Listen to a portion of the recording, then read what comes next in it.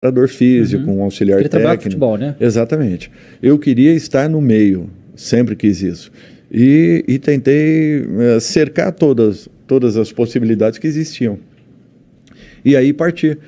Me formei e fui vendido. No primeiro ano que eu fui vendido para o Guarani, da Ferroviária, isso de 83 para 84.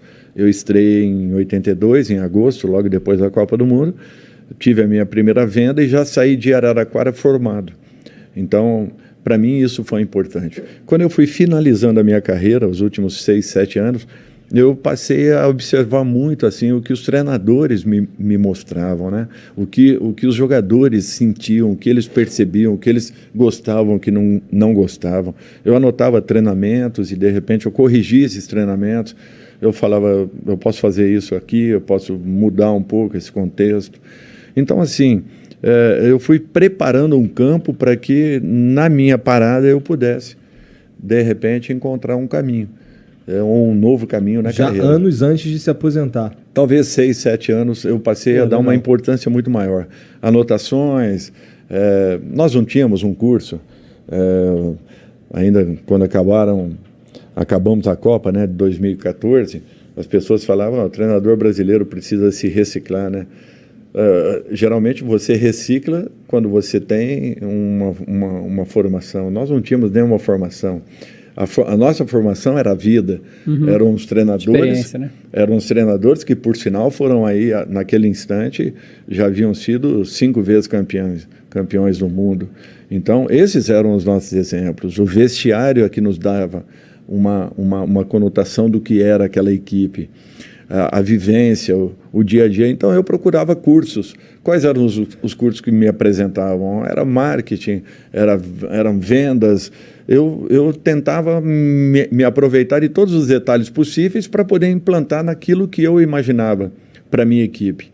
Então, eu tinha que tentar, de repente, preencher esse lado didático com coisas que ainda não existiam na prática e que, de repente, se cobrava, né? Como em 14, perdemos a Copa, aquele resultado terrível que aconteceu e que o futebol brasileiro já vinha caminhando para um momento como esse, mas ninguém percebia isso, nem os meios de comunicação, tampouco os comentaristas, os aficionados ao futebol, aqueles que fazem parte desse contexto todo de futebol. Nem nós, profissionais da área, nós não percebíamos. Nós sentíamos que o momento não era oportuno, as coisas já não vinham acontecendo como nós queríamos, não era só com o futebol brasileiro, sul-americano de um modo geral, mas nós não percebíamos que o mundo estava se movimentando. Na contramão, o voleibol fazia um trabalho completamente diferente, observou o que a Europa apresentava, trouxe para aquilo que nós queríamos, ou melhor, que nós já possuíamos. Nós sempre fomos um voleibol de ataque, atacávamos com muita facilidade, mas não sabíamos bloquear, não tínhamos posicionamento defensivo, recepção, nós não trabalhávamos os fundamentos. E, de repente, o vôlei foi lá, olhou, observou, trouxe, adaptou aquilo que nós tínhamos, e nos últimos 20, 25 anos, nós, no mínimo, estamos brigando pela 4ª colocação, mas quase que, na maioria das vezes, brigando pelo 1º e 2º. E quer seja em vôlei feminino, masculino, praia, enfim.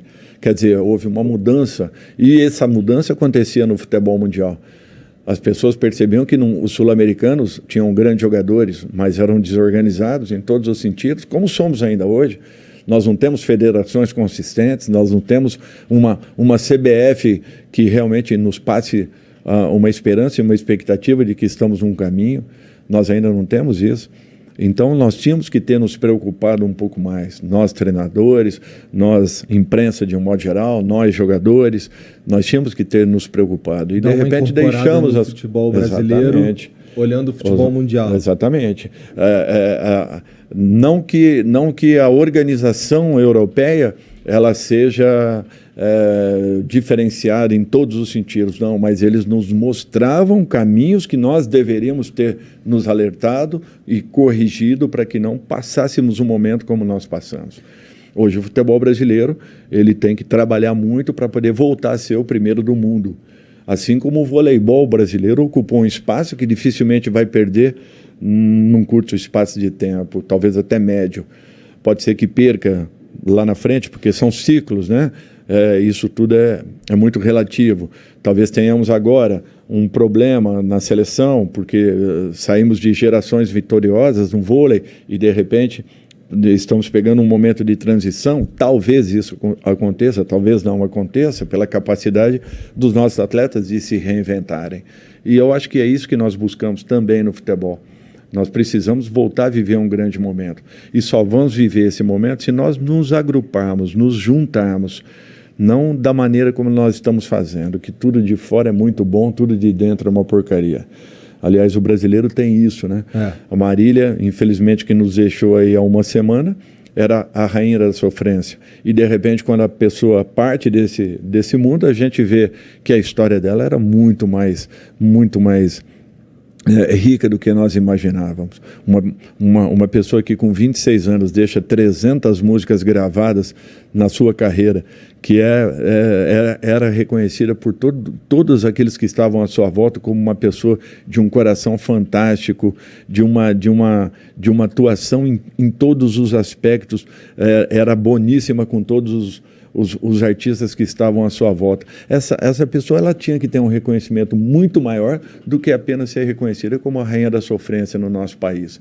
Então, a pessoa às vezes tem que parar a sua atividade ou morrer para que ela possa ter um reconhecimento. O nosso país é assim.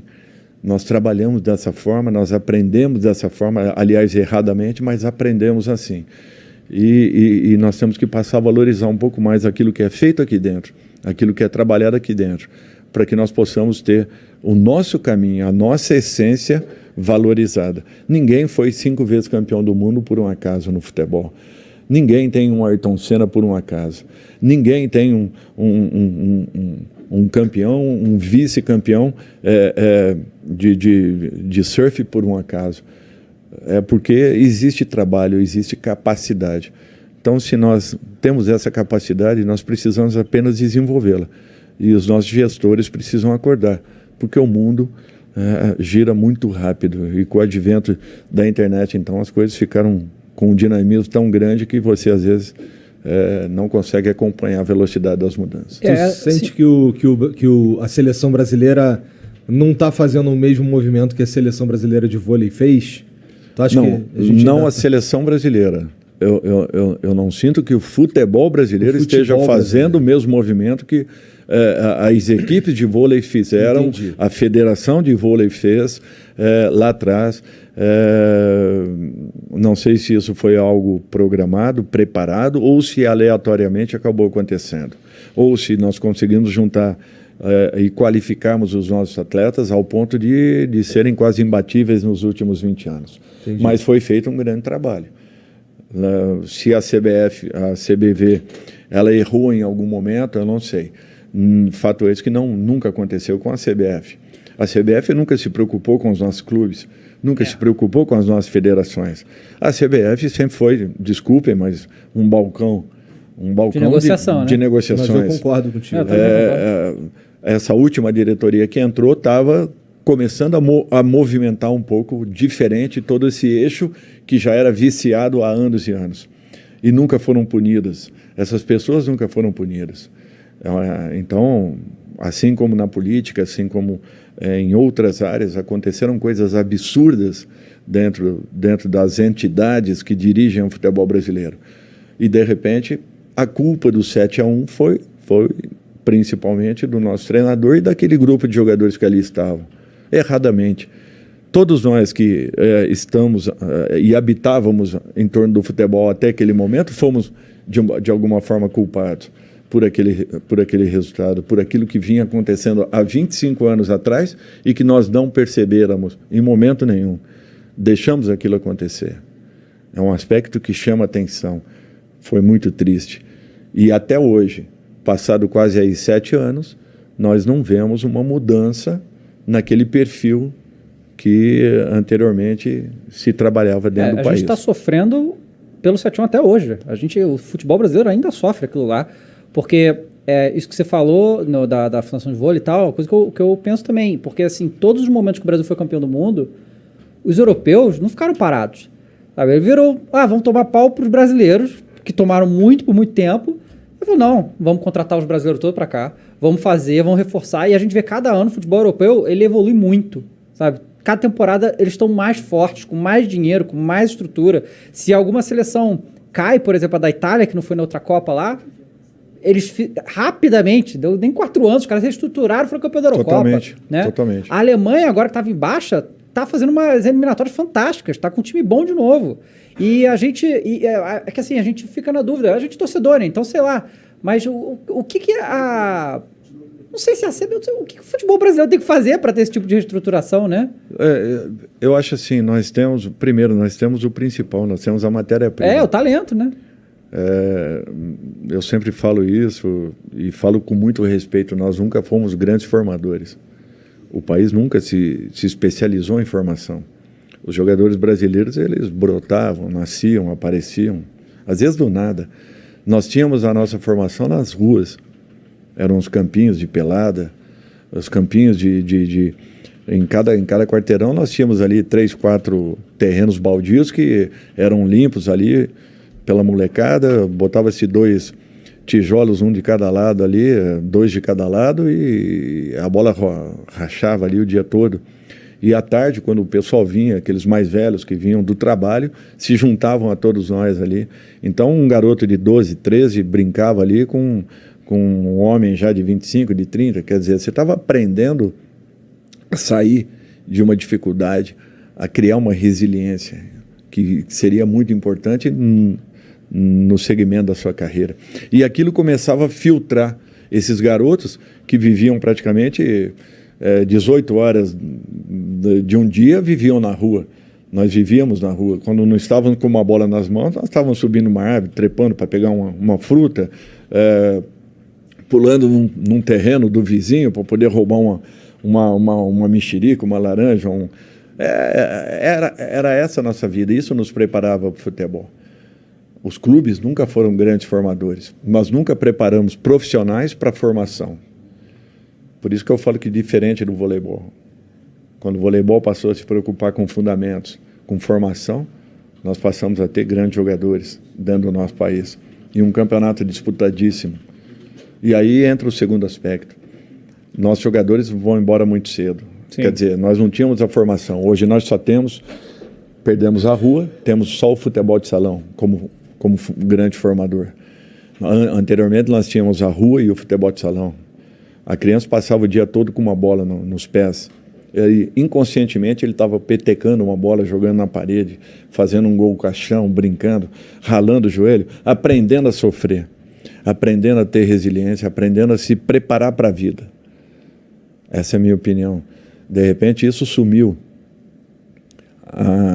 Perdemos esse formador. Ficamos com o futebol de salão que ainda, graças a Deus, ainda nos ajuda nesse processo todo, melhorando e qualificando os nossos atletas. Mas não é o suficiente. Por quê? Porque também ao futebol de salão não é dada a atenção que ele mereça, que é necessário. Então, poucos clubes usam o futebol de salão como um genuíno formador. E com isso, o europeu passou a entender o que acontecia no futebol brasileiro e sul-americano. Tanto é que a pergunta, quando se vai lá, é como que vocês fazem para ensinar os jogadores a driblarem? Uhum. E o drible é uma coisa natural do atleta. Tanto é que nós estamos perdendo, porque nós perdemos a rua, nós perdemos o drible, nós perdemos a essência da nossa formação. A nossa formação nunca precisou ser tão tática. Por isso que quando falam que o treinador era defasado taticamente, é lógico que era defasado. Nós tínhamos jogadores que faziam a diferença no mano a mano, no 1 para 1, na jogada que ninguém esperava, no improviso. Isso nós sempre fizemos. E o vôlei é assim também, o basquete é assim, a partir do momento que consigamos ter uma equipe competitiva de basquete. O diferencial do jogador brasileiro é impressionante, porque ele também sabe improvisar, como o americano improvisa no basquete.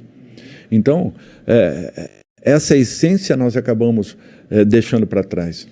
E hoje, os nossos garotos saem do país com 16, 17 anos, são vendidos, não jogaram 60 partidas com a camisa dos seus clubes.